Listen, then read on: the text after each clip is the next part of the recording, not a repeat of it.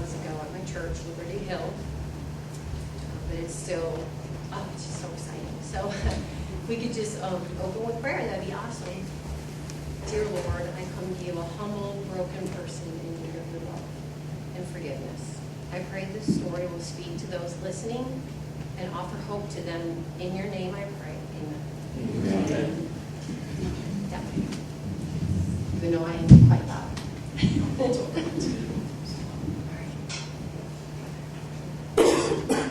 Well, I'm a grateful believer in Jesus Christ, and I'm really excited to be here. So just ask God to have the Holy Spirit speak through me. God rewrote the story of my life when I opened the book of my heart to his eyes. Psalm 18:24. My name is Janine Klebar, and this is God's story told through me.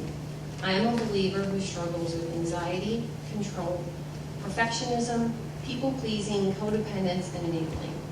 I grew up in a nice middle-class family with 2 loving parents and 3 siblings. My parents always strived to give us the best, and overall, I had a happy childhood. We attended church regularly and was confirmed in the Lutheran faith. I knew about God and his son Jesus, but didn't understand his love for me. I thought as long as I act like a good person, I would have a happy life and go to heaven. In my teen years, my anxiety, perfectionism, and people-pleasing began to take control of my life. I was anxious about many of the typical teen issues, but I took it to the extreme. I rarely felt at peace with myself and who I really was. I was too busy trying to be perfect. This pattern continued in my college years, and I found myself feeling better as long as I had a boyfriend who I thought really loved me. Because of this, my choice in a boyfriend was not God-pleasing, and I suffered in those relationships, which only made me more anxious. After college and another broken relationship, I began another relationship with Mike.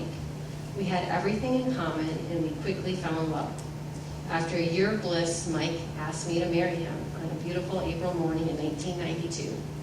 We got busy making our plans for an August 1993 wedding. My dreams were coming true, my dreams of marriage and a family to a guy who adored me, or so I thought so. The first year of our engagement was great, but in the spring of 1993, a few months before the wedding, Mike started to become distant and not interested in our plans and acted more and more cold towards me. My anxiety began to control me, and I knew in my heart Mike didn't want to marry me. On a crisp May morning, I asked Mike, "Do you love me anymore, and do you want to marry me?" Mike gave me his answer in a deep, cold, silent stare. As you can imagine, the pain of this rejection was almost unbearable. For the next year, I fell into a deep, very deep depression and isolated myself. If it weren't for my brother John and his wife Kelly, who I resided with at the time, I'm not sure where I would have ended up. John and Kelly were the first to plant God's seeds of love into me, and they were there for me with their prayers, love, and support, along with my other family members. Despite this, there was some healing, but I covered up most of my hurt and pain with denial and my perfectionism and people-pleasing personality. I began to attend church more and knew God had a plan for me, but I wanted that plan to be a husband who really didn't understand his love for me and how to surrender my control of my life to him. So I kept a happy face on the outside, but inside I was very sad and felt hopeless. During this time, I met a few guys, but knew these relationships weren't right. But I continued to seek love from men, not God. In the fall of 1995, 2.5 years after Mike, I met Jason, my husband. I was intrigued by his sense of humor and free spirit. Despite the fact he smoked, which I didn't like, we started dating and were engaged 11 months later and married the following year on September 13, 1997. I was 30 years old and wanted to start a family immediately. With hesitation, Jason agreed. He wanted a family, but not right away. My control began to rear its ugly head quickly and was frustrated that I wasn't getting pregnant now. 10 months after our wedding day, I found out I was pregnant with our first child, Jacob. Can you believe it took that long? Wow, what was I thinking? It only took 10 months, should have been my response, but instead I was angry because I thought it took so long. Then my anxiety took over and I began to fear miscarriage, a sick child, etc. I thank God for this baby, but I still didn't know God's love and have faith and trust in him. At this point, we had been married about a year, and I started to suspect Jason was smoking and chewing tobacco, Remember I mentioned that I knew this when we met, but he had told me that he had stopped. When I asked him if he was, he would deny it and tell me he wasn't. Even though I could smell it on him and found clear evidence that he was, my control and anxiety took over as I would yell at him and dish out being passive aggressive and not talk to him for days. This pattern continued between us for some time. I knew his lying was wrong and causing so much tension in our marriage. I couldn't understand how he could look at me and lie, so much so that I began questioning myself. Was I accusing him of something he really didn't do? This manipulating technique worked well as we continued to live this way. I got to the point of exhaustion and just went into survival mode. But because of this, I tried to control everything Jason did. I didn't believe anything he said and grew more and more angry at him. During this time, Jason was growing and very aware of our arguing and dysfunction. As a mother, my heart broke to be putting him through this. To everyone else, including our families, we looked like a normal family. Our masks were on, and I had no intention of removing mine. Jason began to really shut down by not talking to me. Then he would act like everything was fine. This roller coaster of emotions was causing me to really resent him and our marriage. We attempted counseling, but did not benefit from it. So we just continued to live this way, knowing how broken our marriage was. Through all this, I was trying to have another baby. We tried for 7 years, along with infertility treatments that failed. So to add to our broken marriage was a pile of debt. I didn't listen to Jason when he spoke his opinion on the debt that would happen due to this decision.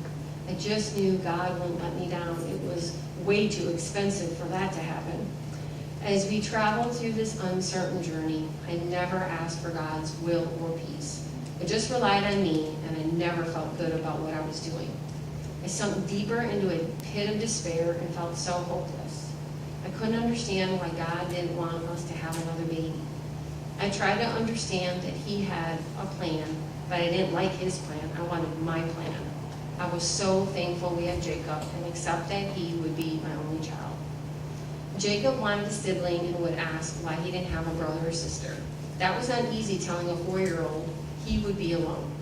But our God is so good, and in January 2007, he surprised us with a natural pregnancy.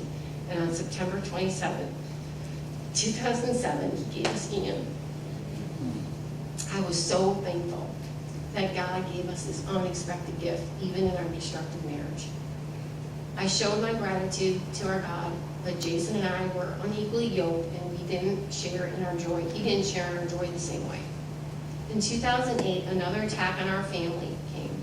My father was sentenced to prison for 5 years for securities fraud. Although we were aware of his fight against the charges for years, this was a major blow to me and my extended family.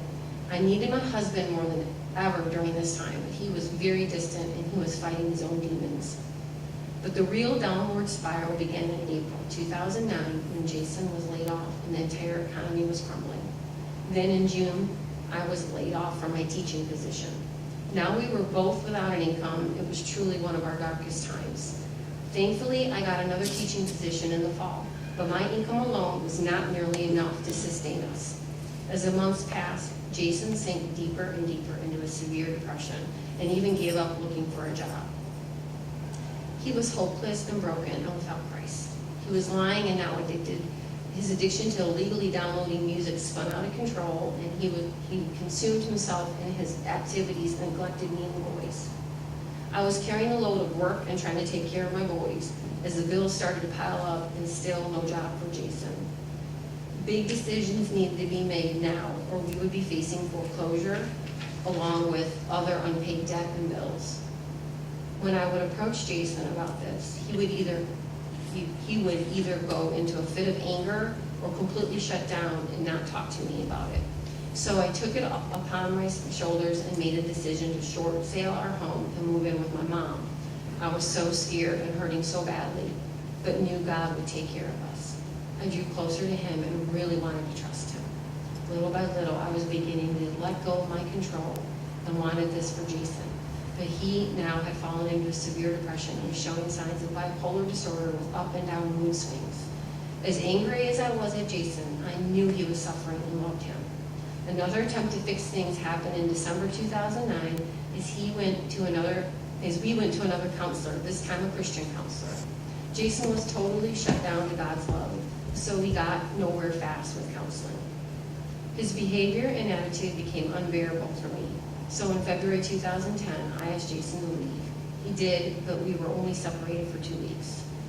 After he was back, he promised he would stop all tobacco products and lies and work with me, not against me, to sell our home, a car, and any other possessions in order to survive and start over. He also promised to begin looking for a job again. Things were good for about a month, but then the lies began again, and I suspected Jason was using tobacco and he would deny it. I saw him withdrawing again and becoming angry at us for little things. I made the decision to pack up our home and move into my mom's home in Valeska, even though our home hadn't sold. Jason cooperated, and with the help of family, we moved at the end of May 2010. It was hard to say goodbye to the home and neighbors we knew for 9 years. Jacob was 11, took it very hard. I was devastated for him. As a mother, this was so painful, and he had already been through so much. From May 2010 until May 2012, I watched Jason sink deeper and deeper into a depression once again. His mood was erratic, and after months of pleading, he agreed to go to a doctor for medication for depression and bipolar symptoms. But this also became a source of arguing because he never took his medication. He told me he was taking it, but I would find it in his pocket and in the car.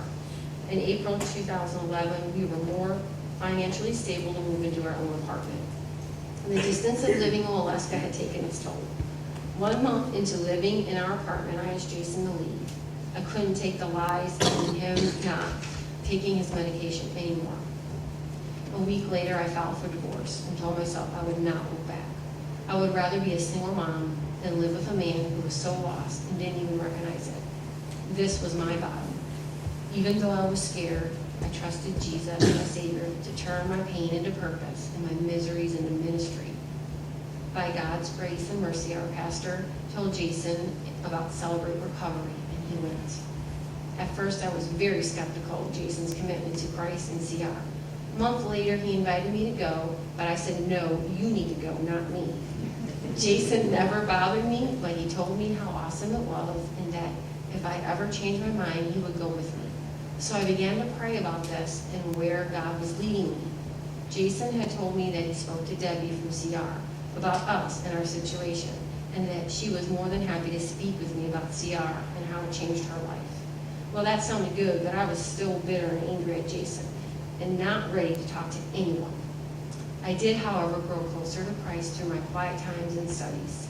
Within a few weeks, I felt Christ speaking to me more and more about CR and my marriage. I decided to contact Debbie, and she explained CR to me. She was the listening ear I needed, and her story spoke to my heart. I made the decision to attend CR meeting with Jason. From the moment I was greeted at the door to the worship music and lesson, I felt God's presence. I knew God brought me there to begin my healing process, and I made the decision to let it begin. Today, CR is our Monday night renewal for our entire family. We have made new friendships and are there to listen and encourage others with their struggles. Our boys enjoy Celebration Station and learn the lessons we are learning alongside us. We are all in the process of healing and continually growing Christ. My walk with Christ has exploded, and it is so amazing to see him working in our lives. He has taken my trials and storms and is turning them into his story. I feel so privileged to share it with you, knowing it is his story told through me. I am not done with this journey, but as I continue on in this world, I now do my best to live for Christ, not me. My story has taught me to love and serve others, shining Christ's love. Jason and I are still healing and mending. Our issues didn't surface immediately, therefore they will not heal immediately. But remember, God never wastes hurt.